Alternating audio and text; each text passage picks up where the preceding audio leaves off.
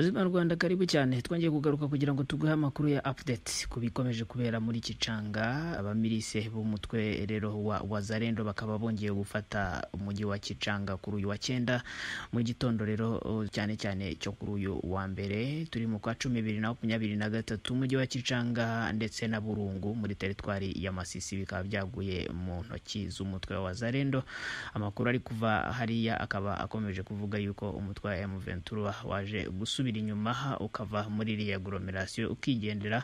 Amakuru akomeje kwemeza yuko byatewe no kubura ravitayoma ndetse n'ubukene kubura ibyo kurya ndetse no gukomeza kugabanyukirwa n'abasirikare bari kuraswa inshuro nyinshi umugenda ibice byinshi.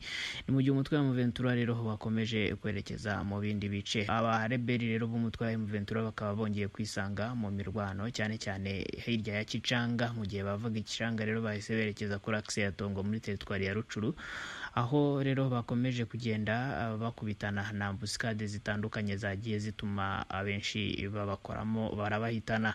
Ni mu gihe amakuru akomeje kugenda yerekana yuko detonation z'imbunda ziremereye ndetse n'izoroshye zikomeje kumvikana kuva mu masaha ya saa 11 z'igitondo ndetse kugeza no muri aya masaha muri village zitandukanye za Kanaba, Kisangani ndetse no muri groupe hose ya Tongo. Ni mu gihe abaturage bo muri kira gice bose bakomeje kugenda bahungira mu bice bihakikije cyane ku mapozisiyo y'igisirikare cya EAC. Ni mu gihe rero no kuri dimanche na dimanche ishize cyane umunsi w'ejo abamirise bari bafashe amavirage atandukanye yo mu bice bya Burungu ndetse na village za Kicanga. Ni mu gihe hanishwe n'umugabo umwe waje guhura n'amasasu ari perdi kuri axe ya Kinyandonyi ndetse na Ngwenda mu burasirazuba bw'amajyaruguru ya Kiwanja. Ni mu gihe kandi nanone uwo munsi hamaze gukomereka abagore babiri ndetse bose n'umwana umwe bakaba barihutishirizwe ku bitaro bikomeye bikuru bya Rucuru. Rero kugeza ubu turakomeza tugukurikiranira gatanu ku kandi. Azima Rwanda turakunda turagaruka mu kanya. Azima Rwanda twongeye kugaruka kugira ngo tukumenyeshe amakuru yihutirwa. Kugeza ubu ngubu rero nyine Wazalendo nyuma yo gufungura imihanda itandukanye, intambara zirakomeje byagiye kugera mu masaa 6. Rero abajenerezista b'Abazalendo bakontorora umuhanda Kicanga Goma ndetse yewe na village zindi zose za Masisi 100% ubu ifitwe na Wazalendo. Umutwe wa M23 utsinzwe uruhenu muri Masisi ukaba usotse muri ya teritwari byeruye. Rute Goma Kicanga yose ikaba ikontororwa n'Abazalendo. Kugeza ubu intambara rero zikaba zikomeje kugenda zimura ibice bitandukanye mu matronzo atandukanye ya Rucuru. Kugeza ubu guverinoma ikaba ikomeje kugira ibibazo byo kuganira ku bijyanye n'imbaha ishobora kohereza polisi muri turiya duce twamaze kuriberwa n'Abazalendo. Intambara zikomeje kwimukira rero muri Bishusha, Tongo, Gisigari, Binza, muri Busanza, Bukoma ndetse no muri teritwari ya Rucuru nk'uko amakuru ari update akomeje kugenda atugeraho. Intambara rero zikaba zakomeje, yewe uyu munsi abaturage baba muri zone z'intambara bakaba bazindutse bamenyesha itangazamakuru ndetse na Repubulika Demokarasi ya Kongo muri rusange yuko ibonagana hinjiriye abasirikare bafite imbunda ziremereye binjiraga berekeza mu bice bya Rucuru. Kugeza ubu mu gitondo byagiye kugera rero abaturage cyane b'amakominote atandukanye muri kiriya gice cya Bunagana bamaze kuhava, ntago bizwi aho berekeje nta nubwo hazwi ikigiye gukorerwa aho bavuye. Rero ni mu gihe bakomeje kuvuga yuko hategurwa assault ikomeye cyane muri biriya bice. Umutwe wa M23 ukaba ukomeje kugaragara kuri bord z'umupaka wa Bunagana ku ruhande rwa Kicanga muri Masisi. Situation ikaba ikomeje kugaragara hariya nyuma yuko abakontorora kara gace ari Abazalendo. Kugeza umunsi w'ejo aba M23 rero bakaba bari muri site ya Kicanga bakanahakorera n'inama, ariko iyo nama ikanitabirwa n'Abarundi ndetse na Moscow.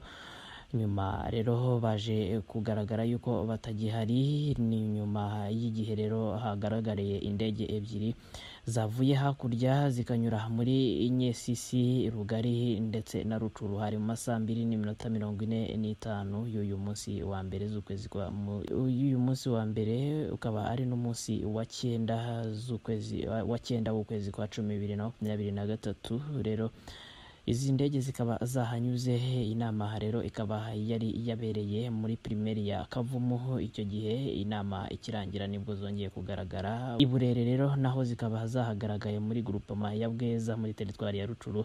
Kugeza ubu rero nyuma izi ndege zimaze kuhamara ijoro, mu gitondo zabyutse zongera kuzamuka, hanyuma abasirikare benshi zari zazanye bamanukira nta mugenga, abandi berekeza mu bice bya Katare. Ni mu gihe rero mu bice bya Karengera habereye ambushi ikomeye ikaza guhitana abasirikare benshi nk'abaguye mu ndake zitandukanye mwagiye mubona ku mashusho atandukanye. Intambara y'abazarendo rero irakomeje, abaresista bakaba bakomeje nyine gufata Kicanga. Rero kugeza ubu Sake nayo ikaba ku mupango w'abareberi imaze gukatwa.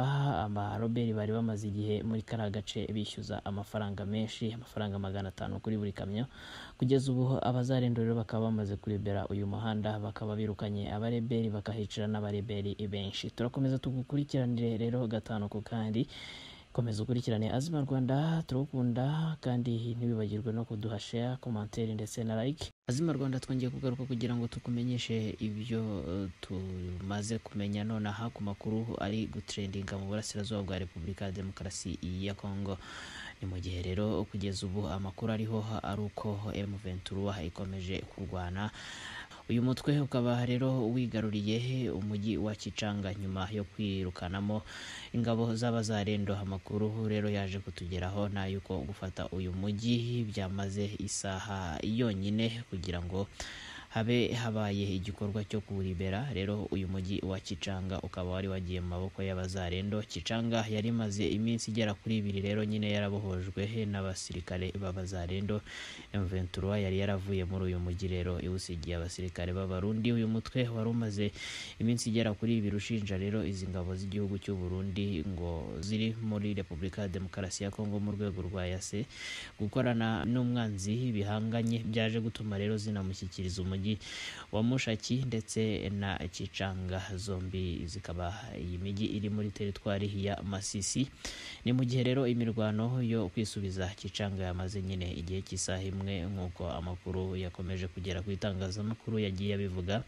M23 nyuma yo kwisubiza uyu mujyi yahise ishinga ibirindiro mu musozi witwa Mubugo uri haruguru yaho.